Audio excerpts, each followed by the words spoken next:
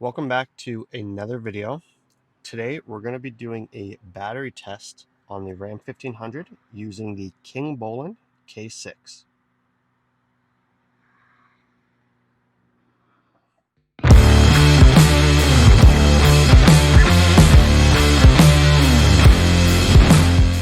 So recently I had an issue where I was working at a site and I had my vehicle parked on the road with the four-way lights on, and it was parked for about 20 minutes and then the battery needed to be jumped after. So I've had this truck now for a year and a half, and I don't know how old the battery is. I haven't actually ever looked at it. So what we're going to do is use the Kingbolen K6 and do a battery health test today, and we're going to see what shape that battery's in. So the K6 on its own is a pretty cool tool. It does all health reports and has bidirectional testing, as well as it has the adapter here on the bottom where you can hook up to do a battery health test. You can also attach to do the video scope work. I don't have that attachment, but I've used this a few times for the battery health test on other vehicles. So it's pretty simple. Let's jump under the hood and I'll show you how to do it.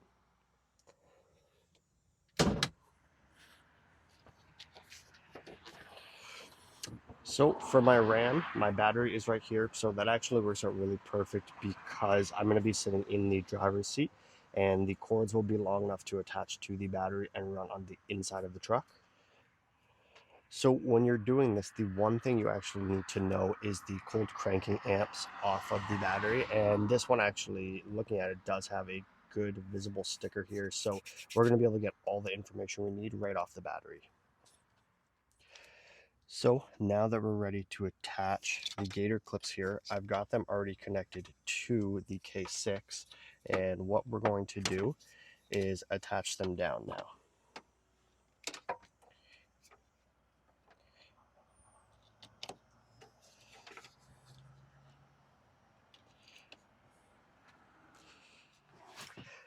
So now that we've got the gator clips connected to the battery and our tools charged, we're going to go to this battery option here. And we're going to do a in-car inspection. So you have the option to bench test or you can do in-car. So we're going to see if we have a barcode up front here, and I'm going to scan it if I do. So we do actually have a barcode on the battery, but it's actually a little beat up, so it won't scan it. We're just going to enter this info manually here. So it's telling us to connect the battery here. And regular cold cranking amps.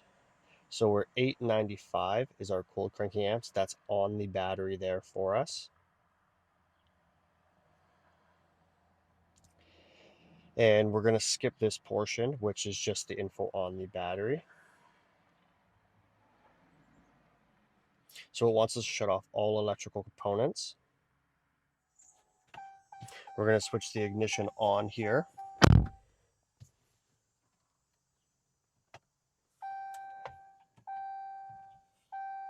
We have everything electrical shut off here. We're going to start the detection.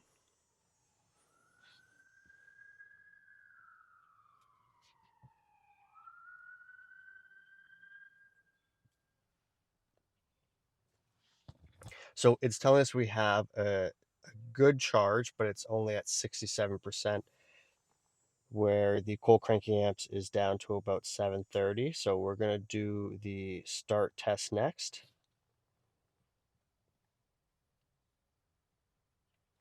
So we're going to switch the ignition off.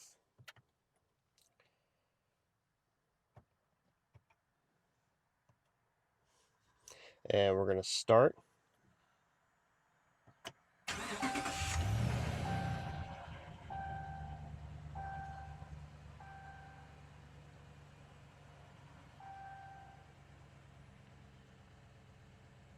And our start test was good. So we're going to do a charging test next. So we have all electrical components off here. AC, headlights, everything like that. We'll do next. We're going to hold the engine at 2,000 to 3,000 RPM.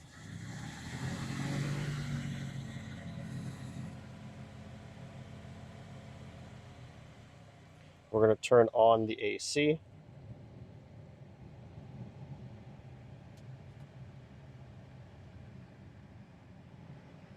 And we're going to put the engine back up to 2,000 to 3,000 RPM.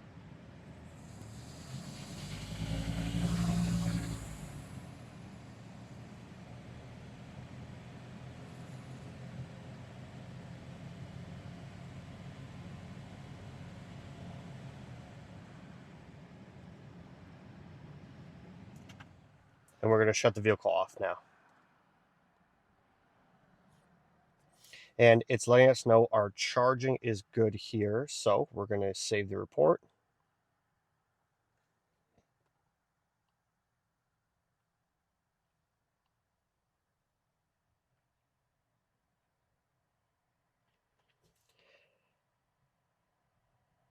So it's telling us we need to charge our battery here.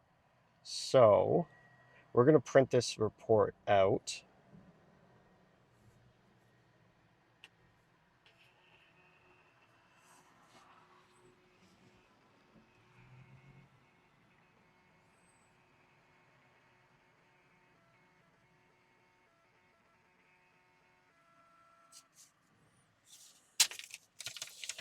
And here is our printout.